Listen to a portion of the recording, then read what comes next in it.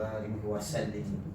Rabbi shrah li sadri wa yassir li amri wahlul 'uqdatam min lisani yafqahu qawli. Rabbi yassir wa la tu'assir wa tammim bil khair. Subhanaka la ilma lana illa ma 'allamtana innaka antal alimul hakim. Wa qala Allah Ta'ala fil kitabil aziz, a'udzu billahi minasyaitonir rajim. Bismillahirrahmanirrahim.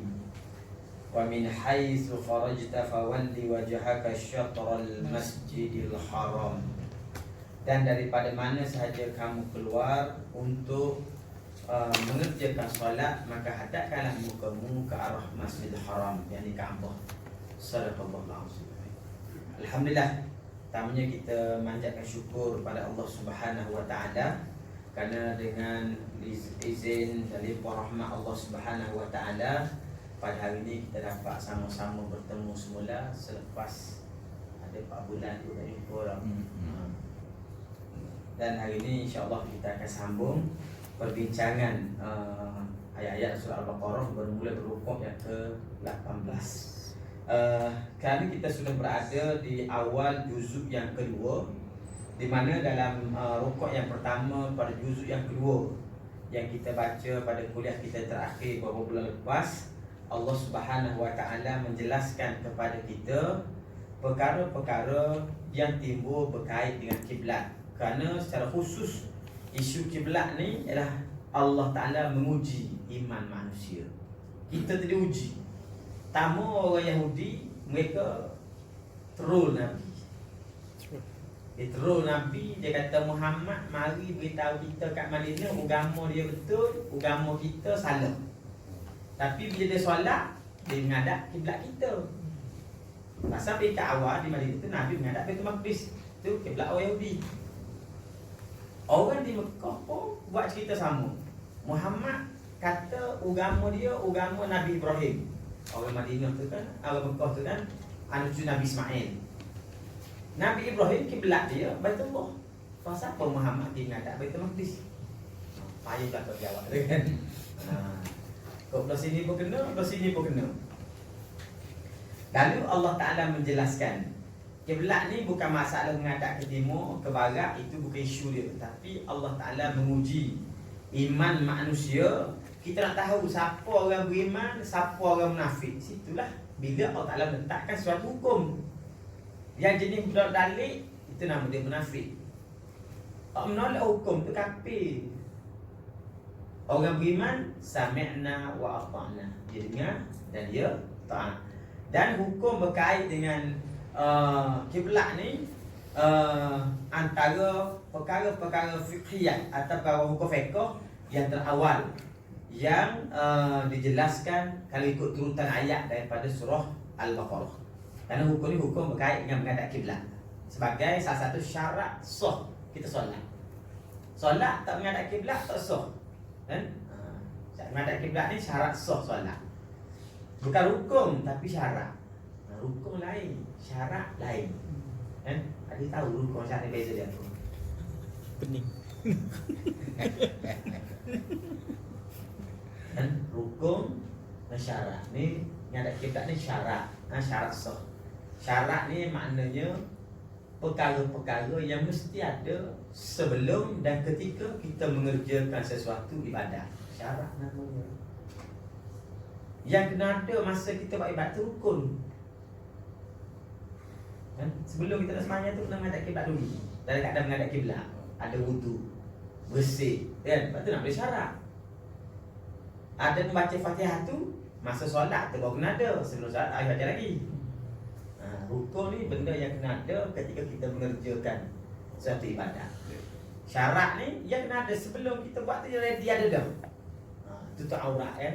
Jangan sembahyang 3 rakaat baru tutup aurat. Dia tak jadi. Itulah. Boleh faham kan? Boleh beza kan? Rukun tak jadi. Kiblat ni syarat sah kita solat. Dan perkara berkait dengan peralihan kiblat. Dulu Nabi ni duduk di Madinah, di Mekah, asal di Mekah kan. Ngadap Nabi ni gini kalau kita datang ni Masjid Mekah, kan? Ni Masjid Mekah. Ni Masjid Madinah. Bila Nabi solat, Nabi akan duduk di sebelah belakang Baitullah, menghadap Baitullah, arah yang menghadap ke Baitul Maqdis. Itu kiblat yang pertama. Dua-dua sekali jalan. Faham tak? Ni kata ni Baitullah. Kita sekarang belah sini boleh, belah sini boleh, belah sini boleh kan? Jadi Nabi ni duduk belah sini, yang Baitul Maqdis duduk belah sini. Jadi Nabi menghadap Baitullah sekaligus menghadap ke Baitul Maqdis. Bila Nabi hijrah ke Madinah kerana strategi dakwah nak tarik orang Yahudi ni supaya bersama dengan Islam, maka dihadapkan saja ke Baitul Maqdis. Maka bila turun ayat yang kita baca pada hari ini, wa min haitsu kharajta fawalli wajhaka syatral masjidil haram, dan daripada mana sahaja kamu keluar untuk mengerjakan solat, lah kamu menghadap ke Masjidil Haram. Artinya kiblat telah dialihkan oleh Allah Ta'ala daripada Masjid Aqsa kepada Masjidil Haram. Ini mansukh yang pertama dalam Islam. Hukum nasikh dan mansukh. Ayat Quran yang pertama hukumnya dimasukkan, ayat berkait dengan kiblat. Kita baca kan Pak, agak masuk dia macam mana kan. Mula-mula Allah tak kata agak tak ada manfaat, tapi keburukan dia lebih besar. Tak haram lagi. Pertemari yang kedua, memasukkan yang pertama, haram minum arak ni kalau nak solat, pasal tak boleh mabuk. Pertemari yang ketiga, masukkan dua yang sebelumnya. Ke mana pun fajtanibu, dan kamu tinggalkan, jadi haram. Itu masuk. Jadi banyak-banyak hukum fiqh yang ada dalam Quran ni, yang pertama dimasukkan berkait dengan kiblat. Ayat kita bacalah. Baik, tuan-tuan sekalian. Ayat yang kita baca rukuk yang ke-18 pada tengah hari ini masih lagi berkait dengan perintah mengalihkan ataupun menghadap kiblat. Perintah supaya kita umat Islam ni menghadap, sebenarnya bukan perintah menghadap kiblat. Maksud menghadap kiblat kan adalah ada awal. Maksudnya menghadap di kiblat tu menghadap ke arah Baitullah. Jadi Allah Ta'ala menyebut dalam Al-Quran, kata Allah Subhanahu wa taala, allazina atainahumul kitaba ya'rifunahu kama ya'rifuna abna'ahum wa inna fariqan minhum la yaktumuna al-haqqa wa hum ya'lamun al-haqqu min rabbika fala takunanna minal mumtarin. Orang Yahudi dan Nasrani, mereka telah diberikan kitab Taurat dan Injil dan mengenal Muhammad sebagaimana mereka mengenal anak-anak mereka sendiri. Kitab Taurat dan Injil sudah menjelaskan kepada orang Yahudi dan Nasrani tentang Nabi Muhammad sampai dia boleh kenal Nabi walaupun tak pernah jumpa.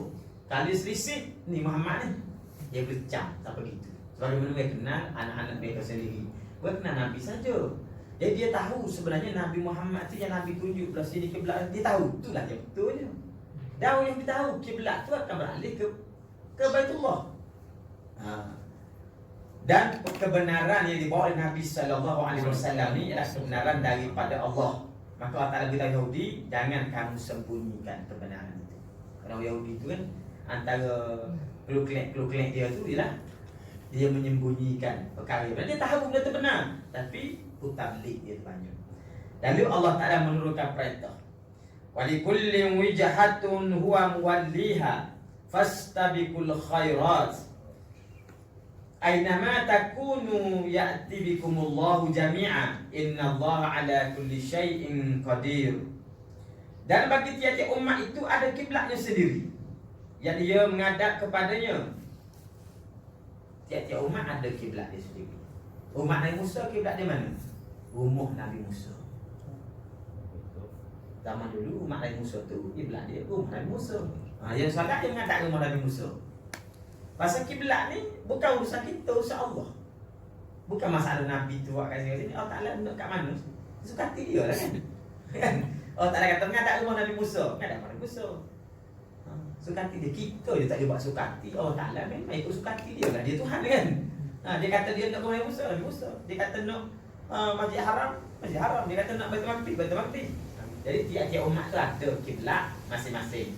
Jadi tak pelik. Orang Yahudi tak usah pelik kalau orang zaman dulu, puak-puak dia dulu menghadap ke Baitullah, ke Masjid Aqsa. Tiba-tiba Muhammad berkata agama aku ni serupa dengan Musa, tapi menghadap Baitullah. Pelik apa, biasa je. Tiap-tiap umat ada kiblat masing-masing, kan? Fastabiqul khairat, yang mustahab setiap orang daripada manusia dia mesti berlomba-lomba membuat ketaatan dan kebajikan pada Allah Taala.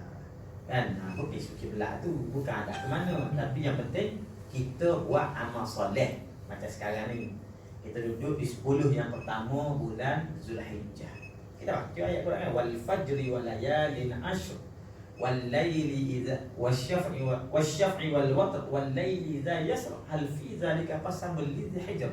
Pak ayat ni Allah Ta'ala bercerita tentang bulan Zulhijjah, kelebihan dan kebesaran bulan Zulhijjah Allah Ta'ala, yang darjat dia itu sama dengan Ramadan. Ni 10 hari yang pertama ni yang kita tak tahu benda kan. Wal fajri, demi waktu fajar. Bila waktu fajar? Fajar hari raya, masuk waktu subuh sampai solat raya tu wal fajri. Sampai subuh lah, sampai habis subuh dan sampai isyraq. Walayalin ashr, dan malam-malam 10. Bila malam 10 tu? Start pada 2 malam lepas sampai malam raya, 10 malam pertama daripada Zulhijjah. Wasyaf'i, dan demi yang genap. Genap tu bila? Hari nahar, hari 9 tu 10 hari bulan, hari genap. Wal watr, dan demi yang witir, yang tunggal. Yang mana ganjil ni? 9 hari bulan di Arafah. Faham? Itu banyak sekali hadis-hadis Nabi menyebut tentang kelebihan dan kebesaran. Kata Nabi, ada Nabi kata, siapa-siapa yang buat satu amal soleh dia 10 hari pertama bulan Zulhijjah ni, itulah amal yang paling dicintai oleh Allah Ta'ala. Buat apa-apa amal soleh pun, tak ada kerja, kata subhanallah walhamdulillah wala ilaha illallah wallahu akbar. Tak payah ada wudu, kalau tak mandi wajib pun boleh kata. Kan? Nak kata subhanallah tu tak? Tapi tak kata. Nak kata juga benda lain tak ada makna tu kan? Tak ada kerja, tak ada nak baca Quran tak erti, nak semayang tak ada wuduk payah lah. Sambil-sambil buat kerja pejabat tu semua ni, sambil bawa kereta, siapa buat apa pun boleh kata subhanallah, subhanallah, tak ada kata lagu. Itu amal soleh. Orang yang buat amal soleh pada 10 hari yang pertama bulan Zulhijjah ni, itulah amal yang paling dicintai oleh Allah. Ada nama soleh. Kan? Sebab yang kita habis 10 hari ni, habis yang gitu je. Betul tak? Bagi kita ada perangai nak sedar lembu ni. Yang sedangkan Allah Ta'ala kata daging dan darah tu tak sampai pada Allah, yang sampai takwa. Dan tak ada amal soleh, tak ada kecintaan Allah Ta'ala, daging tu masuk dalam hidup je lah. Habis itu kan. Fastabiqul khairat, berlomba-lomba lah berbuat kebajikan. Ainama takunu ya'ati bikumullahu jami'an. Di mana sahaja kamu berada, pasti Allah Ta'ala mengumpulkan kamu sekalian pada akhirat. Duduk kat mana pun. Ada orang duduk Sarawak, kan? Ada orang duduk Putrajaya, ada orang duduk Afrika. Duduklah mana-mana temu ke bumi ni. Matilah kat mana pun, sama ada mati di hospital, mati dalam perut rimau, mati dalam perut buaya, mati lemak, mati jatuh kapal terbang, semuanya akan dihimpun oleh Ta'ala pada hari akhirat. Kan? Jadi kita tahu sekali lah, kita bahasa Melayu ke bahasa Arab ke Bani Israel ke sama je. Kan? Orang Malaysia ke orang mana-mana sama je. Kita je bodoh, dia sembang hidup Melayu. Kalau mengkapi, tak taat, tak buat amal ibadat, tidak fastabiqul khairat, hari dikumpul tu kan makan menyesal. Kan? Tak sembang Melayu kita ni, tak ada harga 5 sen pun. Melayu kita ni kalau tak ada iman, tak ada takwa, yang ada nilai Allah Ta'ala tu ketakwaan kita. Kalau di Afrika hitam gam, dah lah hitam, kurus, keding, bibir mulut tebal, rambut kotor. Kalau iman, takwa, syurga juga. Kan? Inna Allah ala kulli syai'in qadir. Kerana Allah Ta'ala atas segala sesuatu, dia berkuasa menentukannya. Lalu Allah Ta'ala menyebut, wa min haitsu kharajta fawalli wajhaka syatral masjidil haram. Dan daripada mana sahaja kamu keluar. Mana keluar ni? Kita keluar daripada rumah kita nak pergi masjid bila kita dengar azan. Ada orang rumah dia duduk belah matahari jatuh, ada orang duduk belah matahari naik, ada rumah orang duduk belah hulu, ada orang duduk belah hilir. Belah mana-mana mari pun tak kira. Bila dengar azan, keluar daripada rumah masing-masing. Jangan duduk dalam rumah. Sebab tu ayat tu mari, wa min haitsu kharajta, daripada mana pun kamu keluar daripada rumah kamu menghala ke masjid nak solat, fawalli wajhaka syatral masjidil haram, maka hadapkanlah wajah kamu ke arah Masjidil Haram, kiblat solat. Jadi kita kata saya yang tak keluar nak ke mana ustaz? Jawab sendiri lah. Jadi dengan orang Azhar dia tak keluar rumah dia, dia duduk dekat rumah tengok TV. Kan?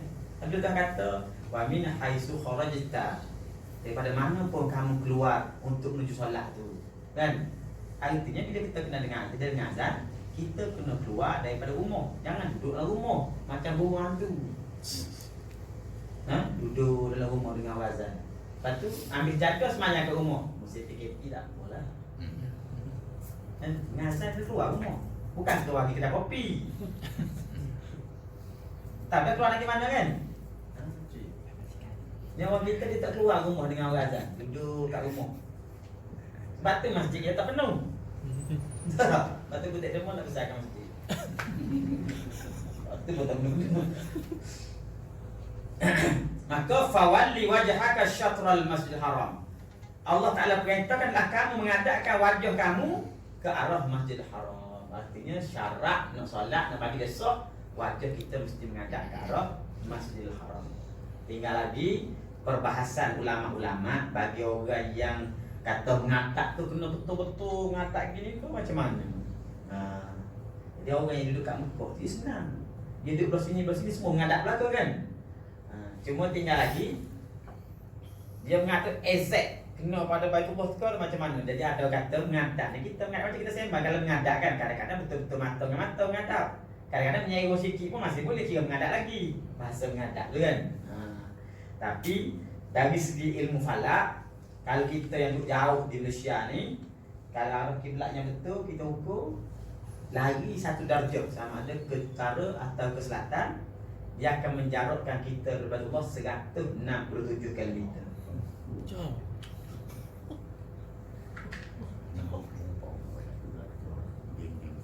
Kita menghadap ni kalau ukur ni betul gini kan. Kita pelari sikit satu darjah 167 km. Mungkin kita semayang tu menghadap Tanzania.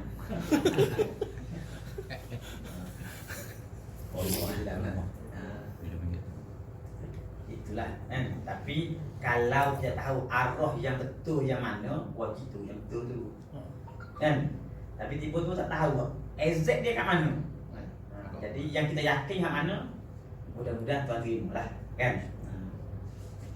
Wa innahu lal haqqu mir rabbik, sesungguhnya perkara menghadap kiblat ni adalah kebenaran daripada Allah Ta'ala Tuhan kamu. Wa mallahu bighafilin amma ta'malun, dan Allah Ta'ala dia tidak pernah lalai daripada apa yang kamu kerjakan. Apa pun kita buat tidak pernah miss daripada pengetahuan Allah Subhanahu Wa Ta'ala. Tuhan tahu semua kan. Ada orang dia menghadap tu memang menghadap sungguh, ada orang dia main-main, ada orang tu dia buat-buat kan. Jadi semua hal tu ditelah Allah Ta'ala. Wa min haitsu kharajta fawalli wajhaka syatral masjidil haram. Taulah sekali lagi. Dan siapa-siapa ataupun daripada mana sahaja kamu berangkat. Kali ini hukum yang kedua. Yang tadi tu hukum menghadap kiblat kan. Yang ini wa min haitsu kharajta fawalli wajhaka syatral masjidil haram. Dan daripada mana sahaja kamu berangkat, maka berpalinglah wajah kamu ke arah Masjidil Haram. Ini maksudnya kalau kita duduk atas kenderaan, semayang atas kenderaan tadi daripada rumah. Kan orang Mekah kan ada dua keadaan. Pertama orang yang duduk bermukim, maka yang mungkin dengan azan keluar rumah pergi solat masjid. Menghadaplah kepada Allah. Keluar rumah kan. Ada pun orang yang dia tu memang dah keluar dah kerana berdagang. Musafir lah kalau kita kan. Dia tak tahu unta tu berjalan. Kita dah tapah atas kapal terbang, atas kereta api. Masa tengah jalan tu masuk waktu solat, maka kena menghadap Baitullah juga semayang. Asasnya begitu. Nanti timbullah permasalahan fiqh dia. Kalau kita nak atas kapal terbang nak solat ni menghadap Baitullah, betul tak? Baru kata Allah Akbar betul-betul qanat. Betul tak? Maka kita tak payah qanat dah. Cuma yang betul tu kita kena menghadap. Itu kalau kita tahu dan kita boleh ukur. Dan kita tak tahu pas. Tapi kita nak tapi daripada Kuala Lumpur nak pergi ke Ipoh. Kita tahu kita kalau mengalir ke Ipoh, kiblat ni sebelah kiri. Pasar barat di belah kiri kita kan. Kita nak belah kiri ya. Tapi kalau kita api tangan dia sampai kat tapoh, pergi ke kona gitu. Kita tahu kita tu lah. Tapi generally-nya kiri tu adalah kiblat dia. Itu kan kita tahu dia bergerak kan. Lepas tu tak tahu langsung. Kapal terbang tak tahu nak ke mana tu kapal terbang ni. Duduk ke Asia. Kan? Asia. Kan? Dia tak ada PKP, tak ada jarak sosial. Rapat gitu. Kita nak kona ke mana? Maka kita berniat kita menghadap arah kiblat. Kerana daripada mana pun kita mari itu ada wajah Allah Subhanahu wa taala. Haitsu ma kuntum fawallu wujuhakum syatrah li'alla yakuna lin-nasi 'alaikum hujjatun illa allazina zalamu minhum fala takhshawhum wakhshawni waliutimma ni'mati 'alaikum wa la'allakum tahtadun. Dan daripada mana saja kamu sekalian berada, maka palinglah wajah kamu ke arahnya, agar tidak ada hujah bagi manusia ke atas kamu kecuali orang zalim. Kok mana-mana kita duduk pun basicnya mesti menghadap ke arah Baitullah. Kita tak tahu, kita pun beli dah rumah baru, naik rumah baru kan. Baru pergi pindah Putrajaya, siapa-siapa naik rumah baru, kok mana tak tahu kiblat. Arah yang kita yakin kan. Kita ada apa tu kan. Sekarang ni boleh ukur tali pom tu. Kadang-kadang tali pom ni dia main game juga kita ni. Betul tak? Kita lepas mayang tengok, ya Allah, masjid dia sini. Dia tunjuk batu tu tak? Kadang-kadang tapi arah yang kita yakin waktu kita solat tu ke mana, kita boleh pakai tu lah kan. Sama tak keadaan tu juga. Tapi poin dia mesti menghadap kiblat supaya dia tidak menjadi fitnah. Jangan kata orang Islam India menghadap kau ni, orang Islam Malaysia menghadap kau ni. Tak boleh. Tapi dah ada kes yang berlaku. Ni masalah orang zaman dulu kan, dia mengaji tak habis. Dia mengaji pondok. Guru beritahu kita di belah Melaya ni lah, kan? Orang tengah orang Melayu kat sini. Kalau kita nak semayang, nak tahu kiblat dia mudah, dia tengok matahari jatuh ke belah mana. Kerana matahari kiblat dia duduk belah matahari jatuh. Jadi kalau kita di Malaysia ni matahari jatuh tak anjak daripada matahari tu satu hasta lebih kurang. Kan kata matahari begini kita tambah satu hasta. Pasal Mekah tu di utara. Kan? Zaman dulu bila orang Melayu ni, orang Indonesia lah, dia duduk lawan Belanda. Orang Belanda tangkap buang negeri. Dia buang kat mana? Suriname. Tahu Suriname? Dekat Kolombia. Bukan New Zealand je. Suriname. Dekat Kolombia tu kan. Amerika Selatan.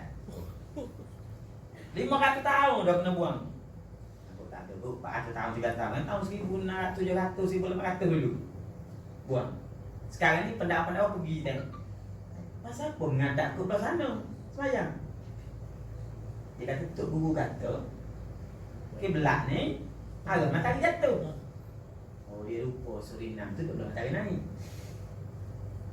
Kan Suriname tu di sebelah sana Mekah kan betul tak? Kita belah sini Mekah, kita dulu baru Mekah. Arah matahari dia tu lepas pada Mekah. Lepas tu dia arah matahari naik. Sampai sekarang saya itu. Zaman Tok Guru beritahu zaman tu nak bagi mudah kita buat. Rupa-rupa dia tak faham. Jadi memang kita ada berlaku. Tapi yang dia buat tu mudah-mudahan Tuhan terima lah, pasal dia bukan membaca hak tu tau. Tapi kalau dia faham keadaan sebenar, dia mesti menghadap ke arah Baitullah.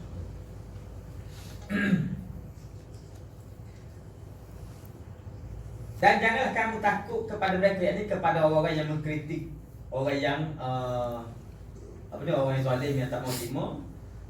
Dan takutlah kepadaku, dan akan kusempurnakan nikmatku atasmu supaya kamu mendapat petunjuk.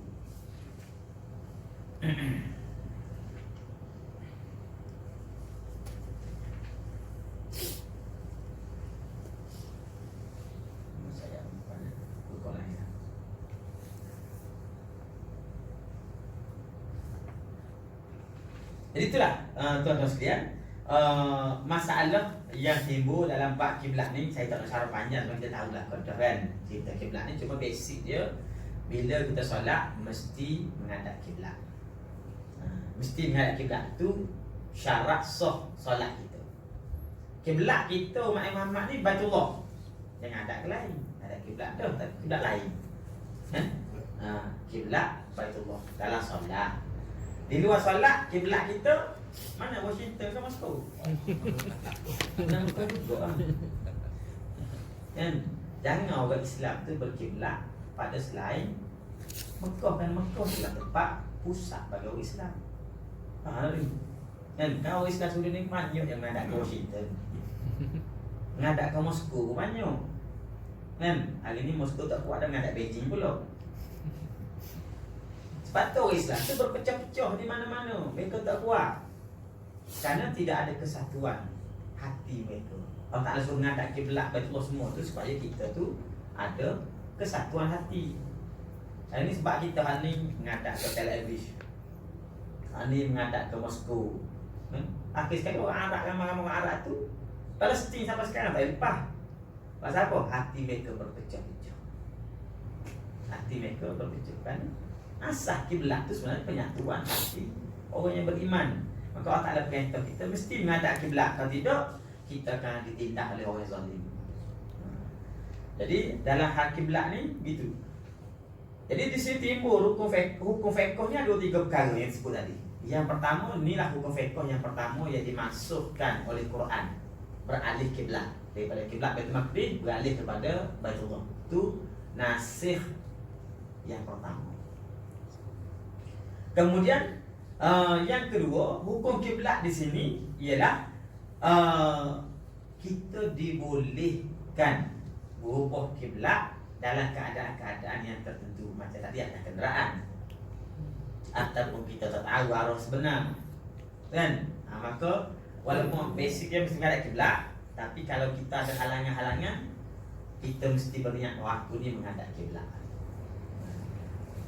Dan kita yakin hak kiblat kita ada kiblat yang betul kalau salah sekalipun. Sebab tak tahu, bukan salah kerana sengaja ambil jalan salah, tapi yang kita yakin hak betul yang mana kita follow. Kalau salah, dia diterima. Boleh kisah solatnya. Itulah tuan-tuan sekalian, hal-hal yang berkait dengan ni. Dan sebenarnya masalah kiblat ni, pemasuhan kiblat ni ada 3 kali disebut dalam Al-Baqarah. 3 kali Tuhan sebut. Salah ayat kita baca dia 3 kali ayat Tuhan sebut. Tuhan masukkan qad nara taqallubu wajhika fis samai fawanwalliyannaka qiblatan tardaha. Itu masuk yang pertama 3 ayat. Sekali Tuhan sebut pasal masuk.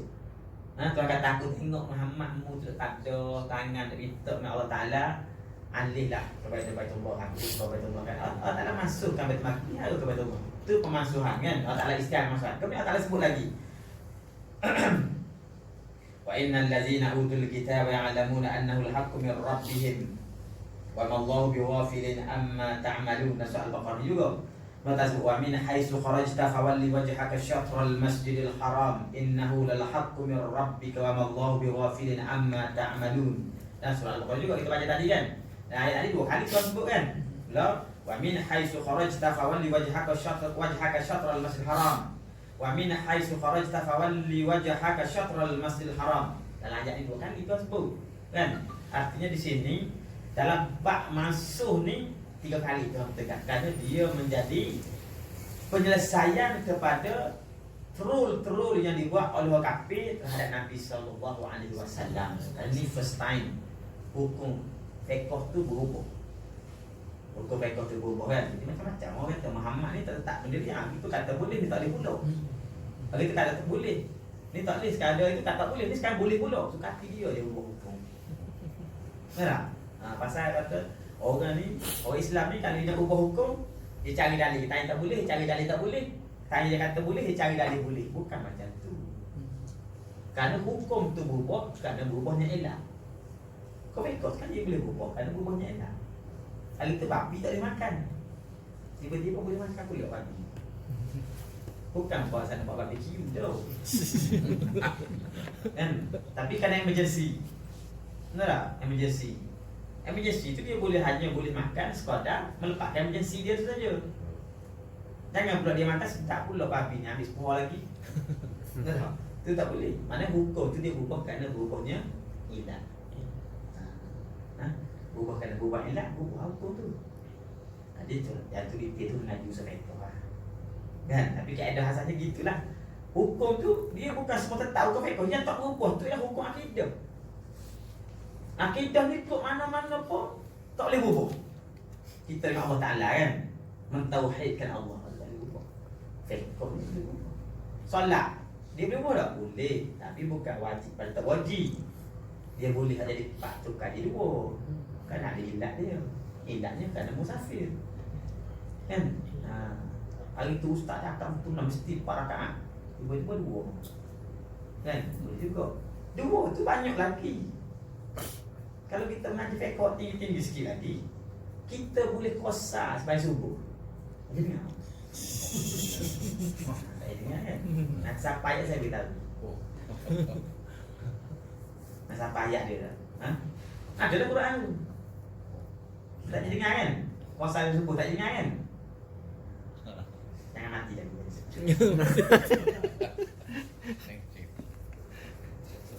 Sekatalah, insyaAllah kita sambung semula. Lama bila aku fikir itu.